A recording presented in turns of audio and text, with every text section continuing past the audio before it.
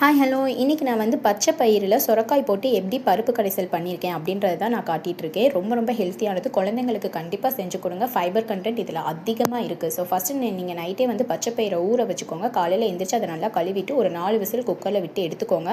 அதுக்கப்புறம் அதை அப்படியே கூட நம்ம சாப்பிட்லாம்.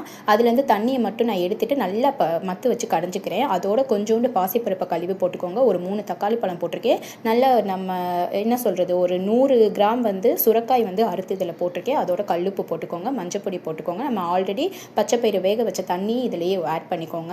இதெல்லாம் போட்டுட்டு ஒரு 2 டேபிள் ஸ்பூன் வந்து சீரா போட்டுக்கோங்க. அது போக வந்து ஒரு 2 பச்சை மிளகாய் நீங்கள் போடணும்னாலும் போட்டுக்கலாம். அந்த காரமும் கொஞ்சம் டேஸ்ட் கொடுக்கும். நான் போடலை குழந்தைங்களுக்குன்றனாண்டி. ஸோ குக்கர் மூடி போட்டு ஒரு 4 விசில் அதை வச்சுட்டிங்கன்னா அது நல்லா மசிஞ்சு வெந்து வந்துடும். அதுக்கப்புறம் அதுக்கு ஒரு தாளிப்பு கொடுக்க போகிறோம். எப்பவும் போல் நல்லெண்ணெய் ஊற்றி கடுகு உளுந்து போட்டு கருவேப்பிலை, சின்ன வெங்காயம், வரமிளகா ஒரு 4 வரமிளகா கிள்ளி போட்டிருக்கேன். நான் குழந்தைங்களுக்குன்றானே இது மட்டும்தான் காரம் சேர்த்திருக்கேன். நீங்கள் அதில் பச்சை மிளகா போட்டிருந்தீங்கன்னா வரமிளகா பார்த்து போட்டுக்கோங்க. இதில் வந்து ஒரே ஒரு பிஞ்ச் வந்து பெருங்காயத்தூள் போட்டுக்கோங்க. நானும் போட்டிருக்கேன், பட் அது வந்து வீடியோவில் வந்து ரெக்கார்ட் ஆகலை.